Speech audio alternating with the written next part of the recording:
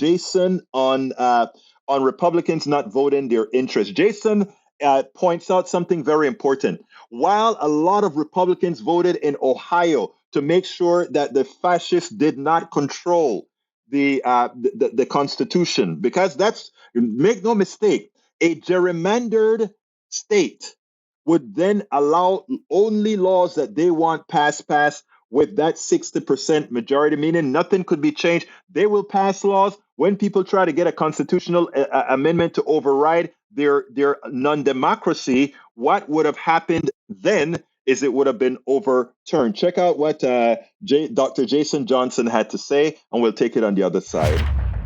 In the few minutes you'd get with them, part of what they'd say is, this party's just become too extreme.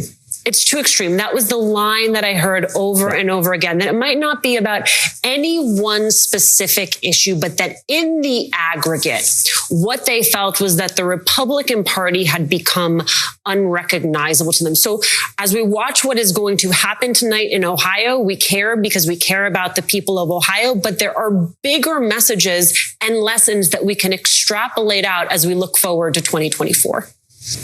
Well, look, this is the lesson that we learned in 2016, right? The famous 52% or 50+% of white women who didn't vote for Hillary Clinton, right? And it's like, but these same women then turned around and said, hey, we want abortion rights protected, but then you got Donald Trump.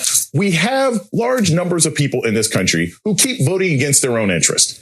And they answer every poll and they say, hey, voting, abortion rights are important to me, but they keep voting for Republicans. Okay, this is the person who's like, hey, I'm really trying to get in shape. But every time you see them, they're at McDonald's. You don't really care about getting in shape if you keep spending your money at McDonald's. You don't really care about abortion rights if you keep voting for legislators and governors and senators and states attorneys and everybody else like that who make it very clear from the very beginning, they're going to snatch your rights away. So even though this is going to be a victory in Ohio, and we've seen these victories in other places, it's not a real victory. It's a Pyrrhic victory, because the voters who are supporting this are going to go right back to the polls and vote for those same Republicans until those people recognize that the Republicans aren't just extreme on particular issues, but they have devolved into a cult that does not want women to have any agency, that does not want poor people and black people and brown people to be able to vote. Until that group of people recognize it, until that 85% of independents are like, wait a minute, the Republicans do this all the time,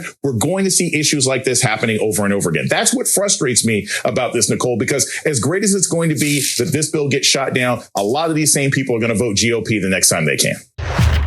And that is where the work of Daniel Cohen with Indivisible Houston and other groups out there, that is where we have to engage our brothers and sisters on the right. We have to we have to continue the fight. You can't give up on that. You have to keep trying. That's the only option. The only option is to get all the people who think appropriately out to vote and to start working on changing minds. Now, we spend a lot of time deconstructing the news, trying to parse it into a form that everybody can understand. We try to find those little nitpicks where it flies above the fray, etc. If you really like these videos that we do, I want to ask a big favor. Please go ahead. Number 1, subscribe to our channel. And number 2, please join if you can. Thank you so kindly for watching. Keep watching. Please remember to share. We must populate the entire internet with our progressive message, a message that we know is what most Americans say that they want. So help us, please join.